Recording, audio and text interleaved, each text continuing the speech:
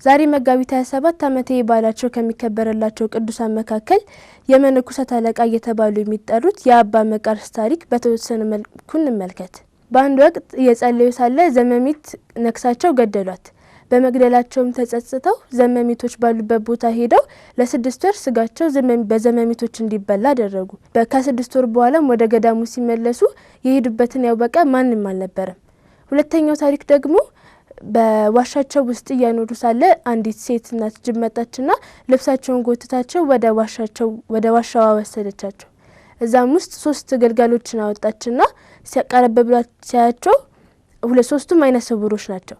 እንግዲህ አባት በጅብዋ ድርጊት ተደንቀው 3ቱንም ምራቃቸውን አይናቸው ውስጥ ተፉባቸውና አመትበውባቸው ልጆቹም ተመለሰላቸው አይናቸው።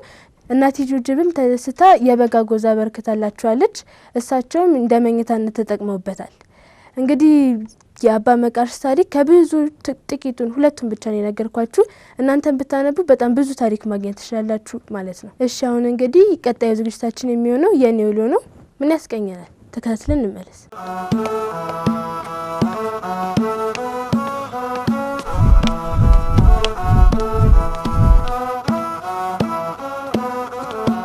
ሊዲያ በተፈጥሮ በጣም ትለያለች በእውነት ከሆነ።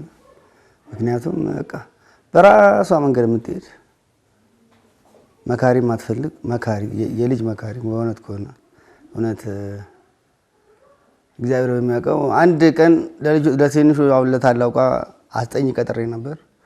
ለሷ ግን ራሷን ችላ ምትሰራ በራስ መተማመን ያላት ጠንካራ ልጅ በጣም ፈራዝ ጋይበር ያላት እግዚአብሔር መጨረሻውን ያበጅል። ስሜ አላዛር በድሉ ይባላል። የሊዲያ ቅርብ ጓደኛዋ ነው። ሊዲያ በባህሪዋ መልካም ጥሩ ባህሪ ያላት ስትሆን በሰንበት ትምህርት ቤታችን በገና ላይ በአብነት ትምህርቷ በጣም መልካም የሆነችና ትሁት አርአያ የምትሆን ሰው ናት ሊዲያ። በስመ አብ ወወልድ ወመንፈስ ቅዱስ አሐዱ አምላክ አሜን።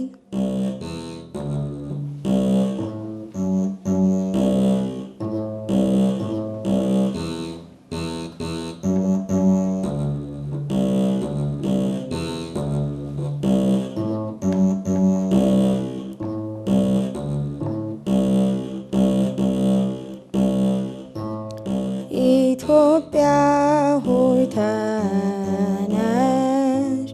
ክብርንም ልበሺ በአዲስ ምስጋና ይመላ ልብሽ የተወደደ ነው በእግዚአብሔር ሕዝብሽ የተወደደ ነው በእግዚአብሔር ሕዝብሽ።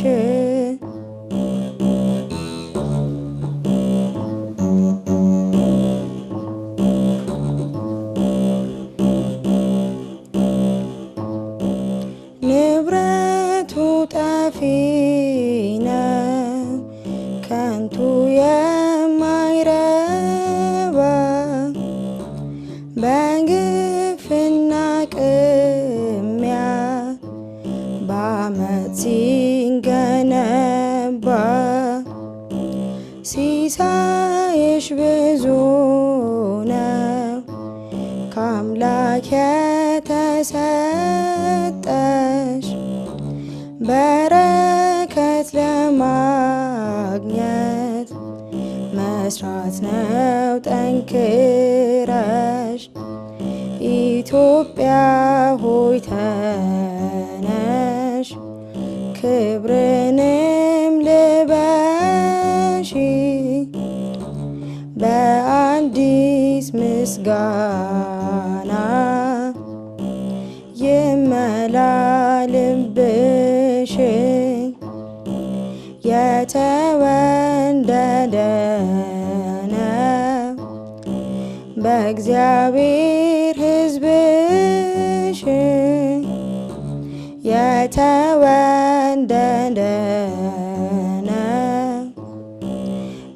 በእግዚአብሔር ሕዝብሽ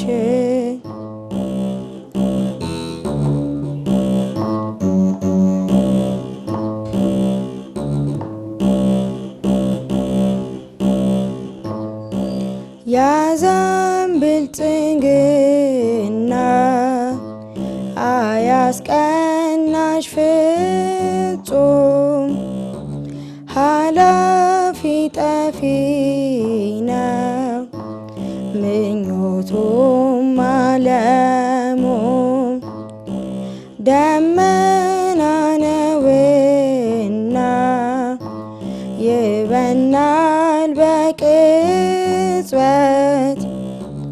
በግፍ የተገኘ የተከማቸ ሀብት ኢትዮጵያ ሆይ ተነሽ ክብርንም ልበሺ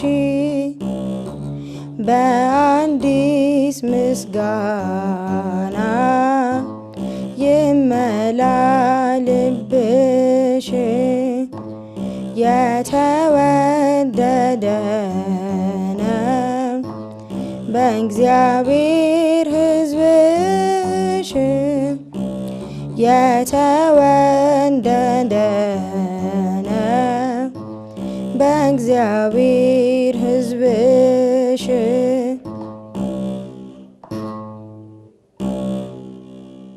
ስሜ ልድያ ዳኛቸው ይባላል። የክርስትና ስሜ ደግሞ ወለተ ጻድቅ ይባላል። የ11ኛ ክፍል የተፈጥሮ ሳይንስ ተማሪ ነኝ። የምማረው ደግሞ በአሸዋም ሁለተኛ ደረጃ ትምህርት ቤት ነው። የስሜ ትርጉም ደግሞ አይነ ልቦና የተገለጠላት ሴት ወይም መልከ መልካም። የሐዋርያት ሥራ ምዕራፍ 16 ላይ ያለ ታሪክ ነው። ጳውሎስና የሸክላ ሻጭ ናት እና የጳውሎስና ሲላስ በሚያልፉበት ጊዜ ከነ ቤተሰቦቿ እሷንም ጭምር ያጠመቃት ሴት ናት። ለቤተሰቤ ሶስተኛ ልጅ ነኝ። ሁለት ታላቅና አንድ ታናሽ ወንድም አለኝ። የማገለግልበት ደብረ ምጥማቅ ቅዱስ ፊልጶስ ካቴድራል ነው። የሰንበት ቤታችን ስም ደግሞ ክብረ ሃይማኖት ሰንበት ትምህርት ቤት ይባላል። በአቅራቢያ ስለሚገኝ ለመሄድና ለመምጣት ብዙ አልቸገርም። ትምህርት ቤት አሁን የገባሁበት ትምህርት ቤት ከሰከንድ ሴሚስተር ጀምሮ ነው የገባሁት። አልተግባባቸውም ገና። የድሮዎቹ ግን አሁን እስከ ፈርስት ሴሚስተር አብረን የተማርናቸው ጓደኞቼ ቢያወሯችሁ ከነሱ ጋር ቤት እንደምሆነው አልሆንም። ከነሱ ጋር ስጫወት ምናምን ነው ሙለው። ቤት ውስጥ ደግሞ ኮስታራ ልጅ ነኝ። የቤታችን ኮስታራ ልጅ ነኝ። ከመዝሙረ ዳዊት የምወደው ክፍል 121 ነው። የሚጠብቀኝ አይተኛም የሚለው ፓርት የሚለው ቃል ያለበት ክፍል ነው እና በጣም ደስ ይለኛል እሱ ክፍል።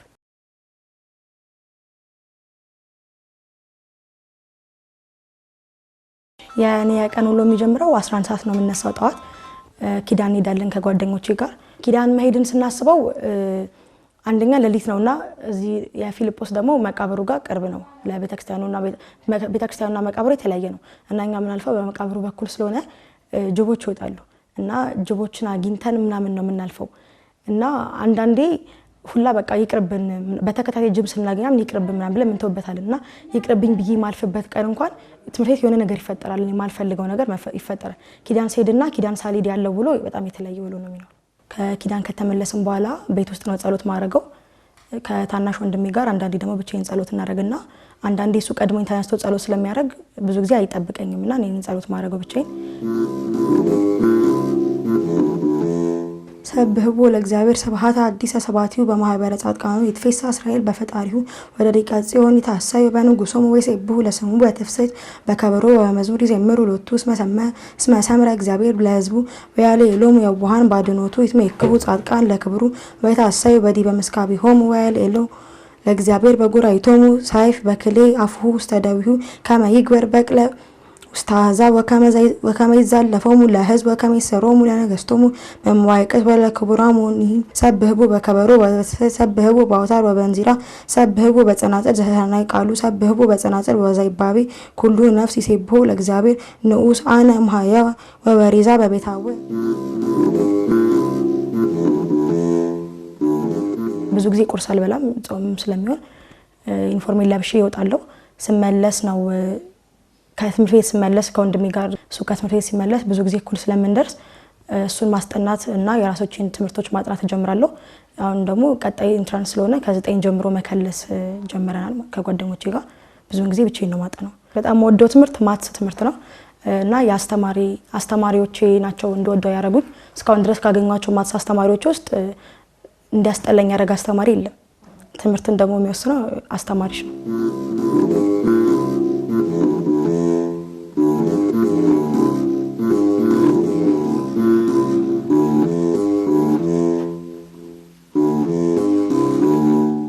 ከእሑድ እስከ እሑድ ማለት ይቻላል ሰንበት ሄዳለሁ። በጣም ብዙ ሰዓት ሰንበት እውላለሁ። ከሰንበት ውስጥ የመዝሙር ክፍል ነው ክፍሌ የምሰራበት ክፍል መዝሙር ክፍል ነው እና ብዙ ጊዜ መዝሙር ጥናት በሳምንት 3 ስለሚኖር ከሳምንት 3 ውስጥ ቢያንስ አንዱን ቀን ወይ ሁለቱን ቀን አቴንዳንስ ተረኛ ነው የምሆነው። አቴንዳንስ ሊይዝ እወጣለሁ። በገናም አለ፣ በገናም አስተምራለሁ።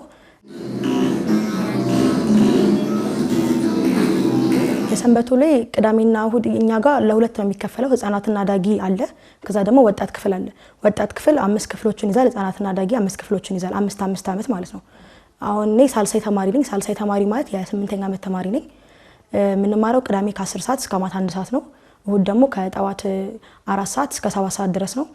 ቅዳሜ ግን ጠዋት ከጓደኞቼ ጋር ከሄድን በኋላ የአብነት ትምህርት እገባለሁ። የአብነት ትምህርት የማረው ቅዳሜ ነው። ከሰኞ እስከ ዓርብ የሚያስተምሩ አሉ። ከሰኞ እስከ ዓርብ የሚያስተምሩት ጧት የኔታ ሙሴ ይባላሉ። የማታውን ደግሞ የኔታ ቢዛ ይባላሉ። እኔ የሚያስተምሩኝ ደግሞ ዲያቆን አንዳምላክ ወርቁና ዲያቆን ምንተስኖት ደንድር ይባላሉ። ሌላኛው ደግሞ የአብነት ትምህርት ነው። የአብነት ትምህርት መዝሙረ ዳዊት ተምሬ ጨርሻለሁ። ውዳሴ ማርያምን በቃል ተምሬ ጨርሼ ዜማ እየተማርኩ ነው እና ለዜማው ብዙ ጊዜ እናቃጥላለሁ፣ ዜማን ለመለማመድ ማለት ነው እና የቅዳሴ ተሰጥቶም ተምሬ ጨርሻለሁ።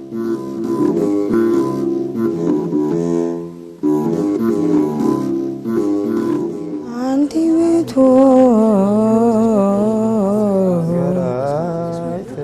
ገራይት ዘይተዘራ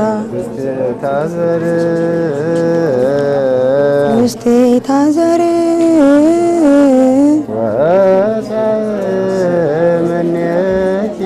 ወፃእ ምኔኪ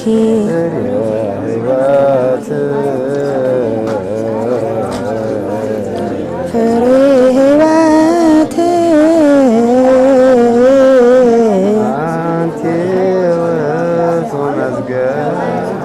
አንቲ ውእቱ መዝገብ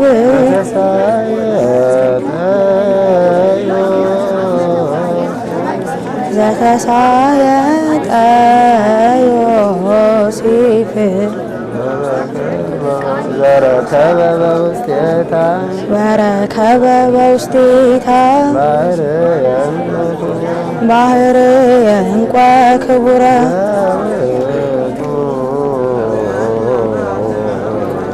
ዘቤቱ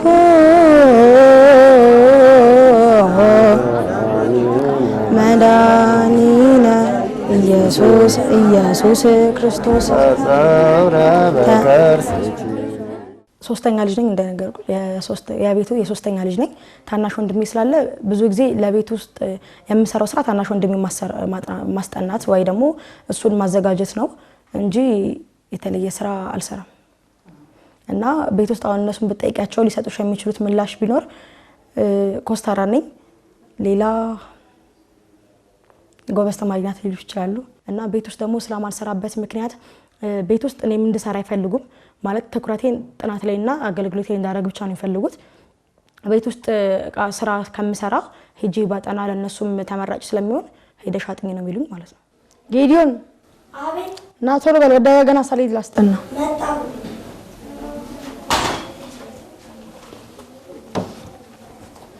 ምን ላይ ነበር ባለፈው ያቆምነው? አክሊለ መክህነ ነኝ። እሺ በልልኝ አክሊለ አክሊለ መክህነ ወቀዳሚተ መድኃኒትነ ወመሰረተ ንጽሕነ ኮነ በማርያም ድንግል እንተ ወለደት ለነ ዘእግዚአብሔር ቃለ ዘኮነ ሰብአ በእንተ መድኃኒትነ እምድኅረ ኮነ ሰብአ ጥዩቀ አምላክ ፍጹም ውእቱ ወበእንተዝ ወለደቶ እንዘ ድንግል ይእቲ መንክር ኃይለ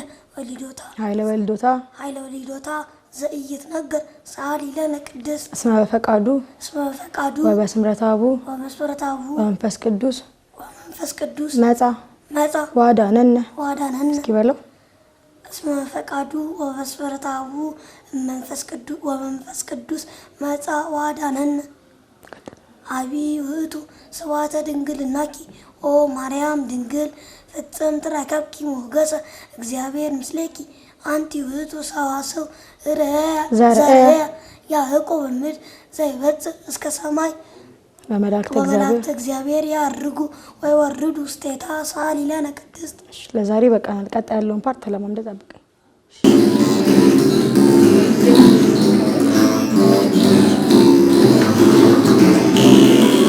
በገና የጀመርኩት 7ኛ ክፍል ተማሪ እያለሁ ነው እና 8ኛ ክፍል ተማሪ እያለሁ ደግሞ በገና አጠናቀቅኩ። 9ኛ ክፍል ስገባ አድቫንስ ትምህርት ተማርኩኝ እና 10ኛ ክፍል ክረምት አካባቢ ማስተማር ጀመርኩ ማለት ነው።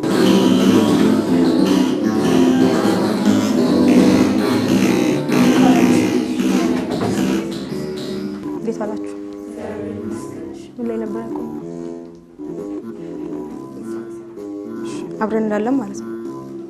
እንጀምር። 4 2 እኩል 4 2 እኩል 4 2 እንጀምር።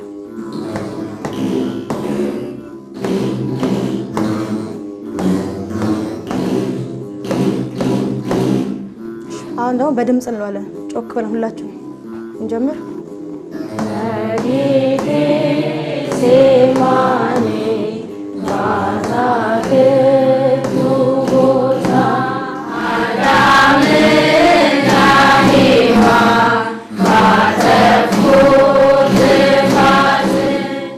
ከትምህርቴ ጎን ለጎን የምሰራው የመጀመሪያው ስፖርት ነው።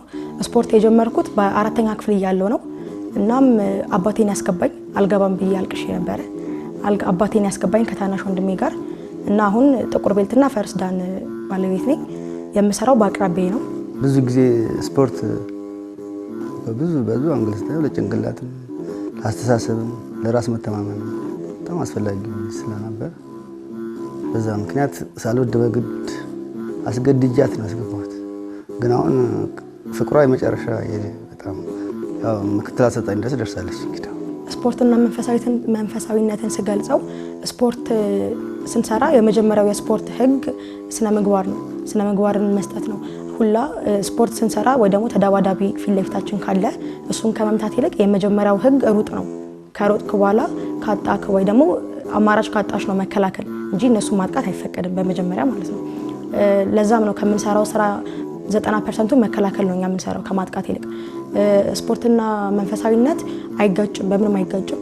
ስፖርትን ስንሰራ ስነ ምግባር አለው፣ መንፈሳዊነትም ስነ ምግባር አለው እና አንድ ነገር ላይ ኮንሰንትሬሽን እንድትሰጪና አንቺን ሻርፕ ያደርግሻል። በሰዓቱ መገኘትን፣ ለሰው ክብር መስጠትን ያሳያል መንፈሳዊነት። በዛው ልክ ደግሞ ስፖርትም ብዙ ማይለይ ስራ ነው ከሱ የምንሰራው ማለት ነው። ስፖርትና ሴትነት ደግሞ ለስፖርት ቤታችን ብቸኛ ሴት ነኝ እኔ ብቻ ነኝ ሴት። አንድ ሴት አለች፣ እሷም ግቢ ስለምትማር እየተመላለሰች ነው የምትማረው እና እኔ ብቻ ነኝ ሴት። በጣም ብዙ ወንዶች ነው ያሉት። ከነሱ ወንዶች ጋር መስራትም አንድ ሴትነቴን አያጠፋውም። እኔ ከነሱ ጋር እነሱ የሚሰሩትን ያክል ስራ ነው የምሰራው። ከነሱ ውድድር በገቡበት ልክ ነው እኔም ውድድር የምገባው ማለት ነው። አንዳንድ ፓርት ላይ ምናምን ንቀት ምናምን ይመጣል፣ ሴት ስለሆንሽ ምናምን። አሰልጣኛችን ያው ያንን ነገር ስለሚከላከልልኝ ኖርማል ነው እና ብዙዎቹ ደግሞ የእኔ ታናሽ ናቸው በቤልት ደረጃ። ስለዚህ ስፖርት ደግሞ ክብብርን ነው የሚያሳየው። ስለዚህ እድሜን ወይ ደግሞ ሴትነቴን ሳይሆን ቤልቴን እያዩ ነው የሚያከብሩኝ ማለት ነው።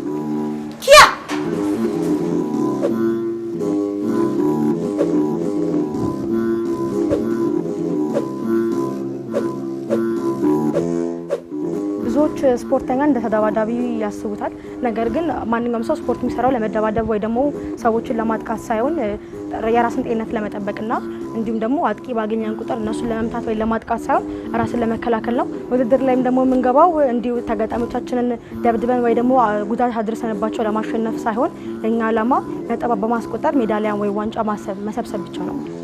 ይህ ማለት ስፖርተኛ ተደባዳቢ ሳይሆን ስፖርተኛ ራሱን ተከላካይ ሰው ነው። ስፖርት መስራት ለብዙ ነገሮች ይጠቅማሉ። ኮንሰንትሬሽናችንን ለመሰብሰብ ይጠቅመናል። እንዲሁም ደግሞ በጣም ኮንፊደንስ ይሰጠናል። አንድ ነገር ላይ ደግሞ ሻርፕ የሆነ አስተሳሰብ እንዲኖረን ያደርጋል። ይህ ማለት አንድ ነገርን ሳንጨርስ ወደ ሌላ ስራ እንዳንገባ ይረዳናል። አንድ ነገር ላይ ትኩረት በጣም እንድንሰጥ ያደርገናል። እንዲሁም ደግሞ ዋነኛው ዓላማው ስነ ምግባርን ያስተምረናል ማለት ነው።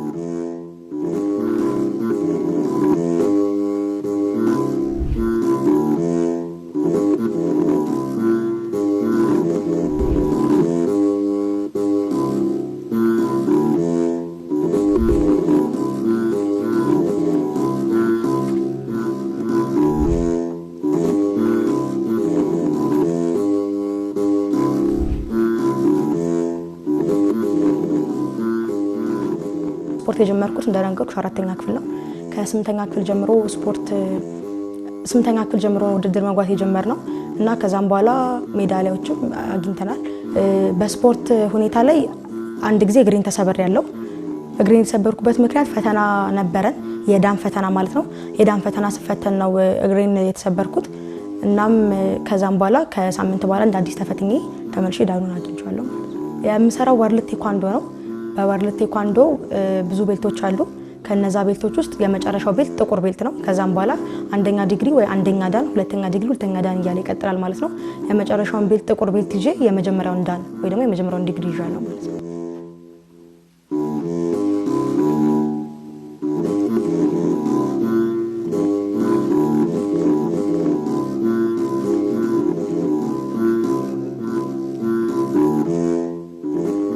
ወደፊት የማስበው በሰንበት ትምህርት ቤቶች አቅራቢያ ስፖርት መክፈት ነው።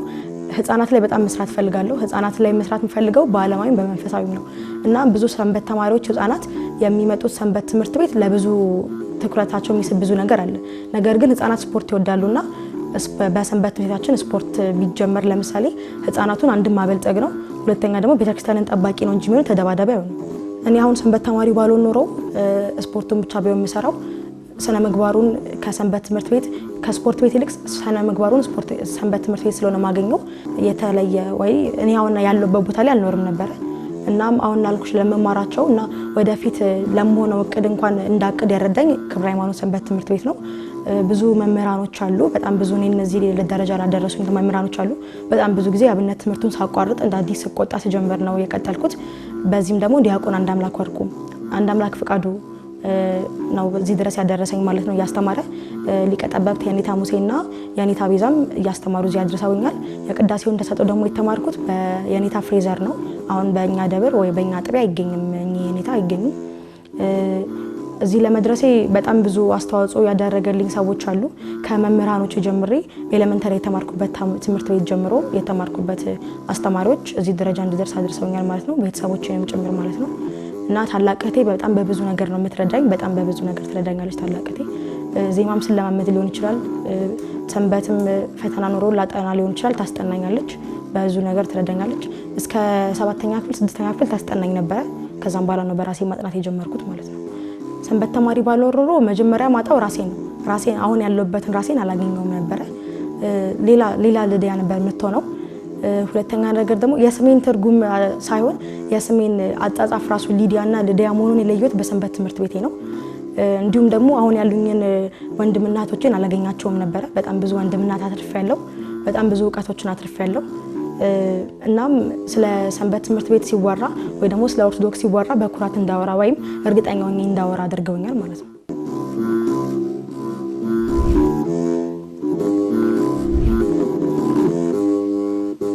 መጽሐፍን ልቦለድ ምናምን አላነብም። ብዙ ጊዜ ማተኩረው የትምህርቴን መጽሐፎች ነው እና ከዛ በተጨማሪ ደግሞ መጽሐፍ ቅዱስን ከሙሉ ማለትም ብሉይ ኪዳንንም አዲስ ኪዳንንም ከሙሉ ጀምሮ ከአንደኛው ጀምሮ ማንበብ ጀመሬ ነበረ እና እሱንም ልጨርሰው። ብዙ ጊዜ ማጠፋው የብሉይ ኪዳኖችን መጽሐፍ ትርጓሜ ምናምን በማንበብ ነው። ወደፊት አሁን እኔ በዚህ በሴትነቴ ዲያቆን መሆን ስለማልችል ከኔ ጋር አብረው የተማሩ ጓደኞቼ በሙሉ ዲያቆን ናቸው፣ ወንዶቹ ማለት ነው። እና እንደነሱ ዲያቆን መሆን ስለማልችል መሆን የምችለው የብሉይ ኪዳን ወይ የአዲስ ኪዳን መጽሐፍ ተርጓሚ ነው።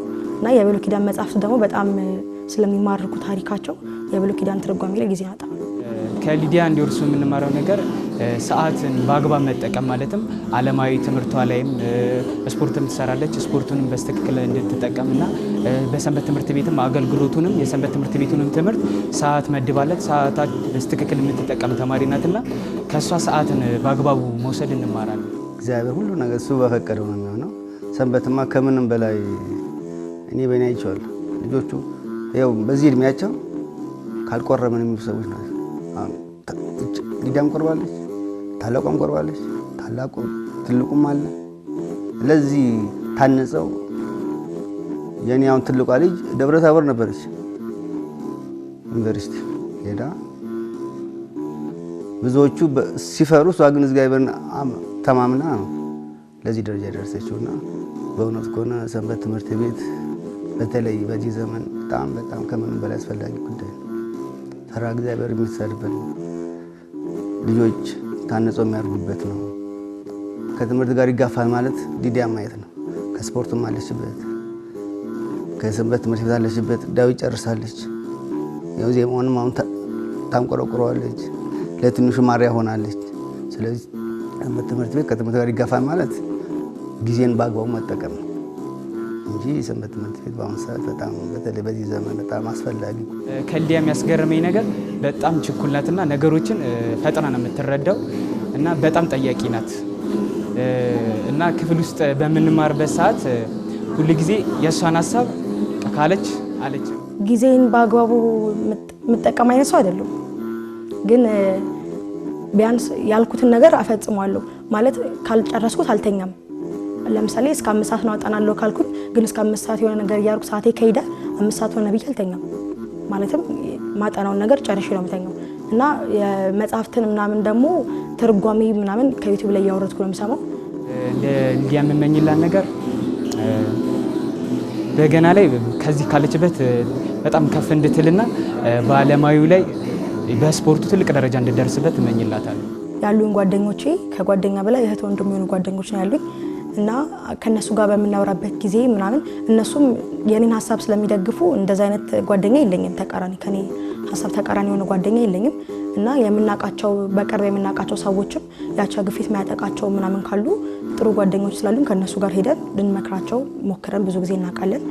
እና እንደዚህ አይነት ነገር ደግሞ እኔ ጋር የለም ማለት ጓደኞቼ ባህሪዎችን ስለሚያውቁ በቅርብ ያሉትም በሩቅ ያሉትም ባህሪዎችን ስለሚያውቁ እንደምኮሳተርም ብዙ ጊዜ ስለሚያውቁ እንደዚህ አይነት ጥያቄ ለኔ ሳይሆን በጓደኞቼ በኩል ሊጠይቁ ይችላሉ እንጂ ለኔ ቀጥታ እንደሚነግሩኝ አይኖርም።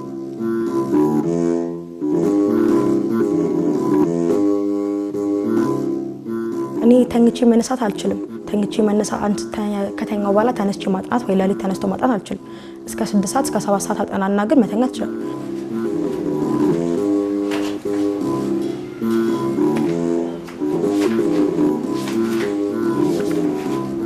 3 ሰዓት ላይ ወይ 4 ሰዓት ላይ ጀምራለሁ እስከ 6 ሰዓት ወይ እስከ 7 ሰዓት አጠናለሁ።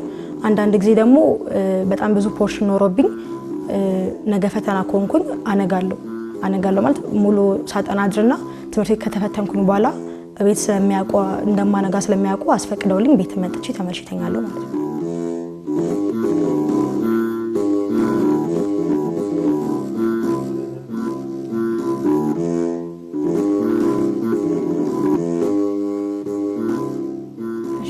ብዙዎች ለማጥናት የሚመቻቸው ሰዓት ሁሉም የተለያየ የሚመቸው ሰዓት አለ። እኔ ግን የሚመቸኝ ከመተኛቴ በፊት ያለውን ጊዜ ነው የምጠቀመው። አጥንቼ ከጨረስኩ በኋላ ነው የምተኛው ማለት ነው። ይህም ደግሞ አእምሮዬ ከዛም በኋላ ምንም ስለማይቀበል ያጠናሁትን ነገር ሌሊቱን ሙሉ ይዞ ነው የሚጠብቀኝ ማለት ነው። ይህም ደግሞ ነገሮች እንድናስታውስ ይረዳናል። ነገር ግን አንዳንድ ሰዎች ከእንቅልፋቸው ተነስተው በሚያጠኑበት ጊዜ የእንቅልፋቸው እንደ አዲስ ስለሚመጣ ወይ ደግሞ እንቅልፋቸው ቶሎ ስለማይለቃቸው የሚያጠኑት ነገር በሙሉ ልባቸው አይደለም ማለት ነው። ስለዚህ ከመተኛት በፊት ማጥናት እመከራለሁ ብዬ አስባለሁ።